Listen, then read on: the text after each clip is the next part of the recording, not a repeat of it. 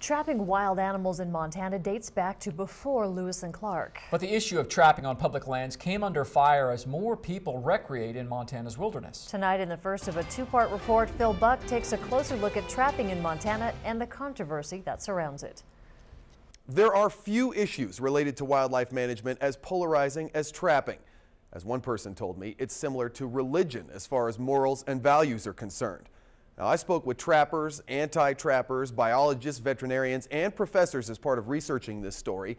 And while neither side can seem to find much common ground on the issue, they all agree it's an issue that's worth talking about. This is a real simple marten set. Guy Kempthorne has been trapping wild animals since he was 10 years old. Here he checks traps he set for pine marten in the Miller Creek area outside Missoula. Most of my days are empty traps. It's just the way it is, but some days are good and some days aren't. There's nothing easy about it. I mean, sometimes I wonder why I do it, but I know why I do it because it's days like this, and some days I'll catch something and it's a great day. I harvested a wild animal in Montana and I get to enjoy the outdoors where a lot of people are sitting in their office staring at a computer.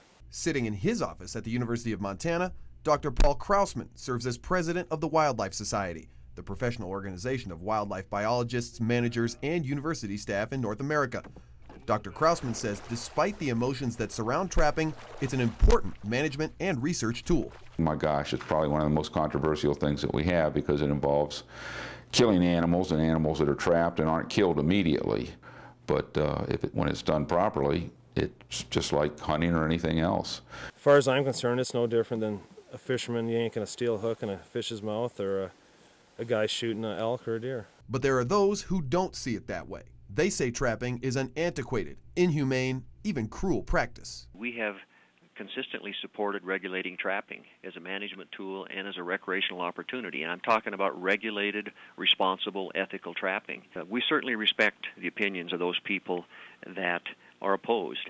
There are different opinions on hunting, fishing, trapping, you name it. It's a value thing, and if people have different opinions, which they're entitled to. Basically, this would be the marten. Kempthorne says most people who oppose trapping have the wrong idea. Those misconceptions they're bad because they think we're out there just mutilating these animals, and we're not. Actually, most of the trappers I know care more about the animals than anybody else does out there. They're the ones that are out there. They know that species in those areas probably better than most people. And to me, that's a real positive component because it's getting people out in the wild. But as more and more people venture into the wild to recreate on Montana's public lands, trappers feel more and more of a need to stand up for their rights and their heritage. I'm proud to be a trapper. I always will be a trapper, and I'll fight to the end to whatever it takes to keep public land trapping alive. There is a group that's looking to make it illegal to trap on any public land here in the state of Montana. We will learn more about them tomorrow night. On special assignment, Phil Buck for Montana's news station. The state of Montana considers trapping a recreational right, but others question whether or not it's still an acceptable practice. In fact, it's a debate with very little middle ground. Phil Buck has more in part 2 of his series on special assignment. Out of everyone I spoke to as part of this story, no matter how they felt about trapping, they all agreed that there's very little common ground where the two sides can begin to have a conversation. No matter where you come down on the issue, it's so sharply divided, there's not much room to sit on the fence. We got a tradition of trapping in this country. I mean, people came to this country to trap. And as a matter of fact, at one time in the history of the United States, that was our leading export, were furs. But the days of fur being our top exported commodity are long gone. And there are those who'd like to see trapping gone as well. This meets any and every definition of inhumane and unacceptable treatment of another creature. It doesn't have any perceivable benefit other than personal profit and some bizarre form of personal enjoyment that these individuals get from doing this. I'm respectful to the animal as much as I can be. They think that we're using these huge steel traps with teeth on them, and it's the perception that we're these people that beat animals over the head with a club, and that's not true. That's what you're aiming for, right behind the ears. Literally, they're going to be dead in 20, 30 seconds.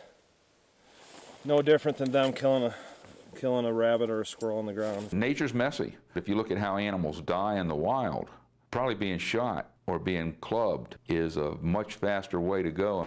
Hey, the girls. The trick is, wild animals aren't always the ones caught in traps. People's pets have been trapped as well, and while Kempthorne favors tightening rules and regulations to reduce instances of trapped pets, opponents of trapping say that's not good enough. This is not an issue upon which there's really any point to compromise. Tim Provo serves as president of Footloose Montana, an anti-trapping organization which helps people like Becky Howard and Kathy Schultens, whose 2 dogs both got caught in illegally set traps while hiking near Sula in December.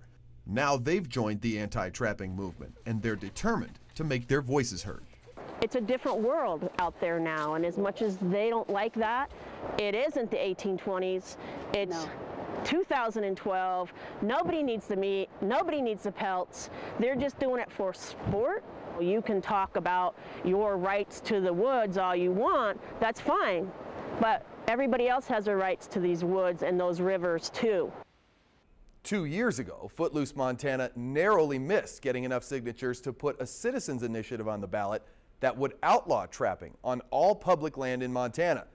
They say they learned a lot from that process, and they're marshaling their forces and raising money to mount another charge for the 2014 election. On special assignment, Phil Buck for Montana's news station. You can find links to websites for Footloose Montana, the Montana Trappers Association, and more on our website, KPAX.com.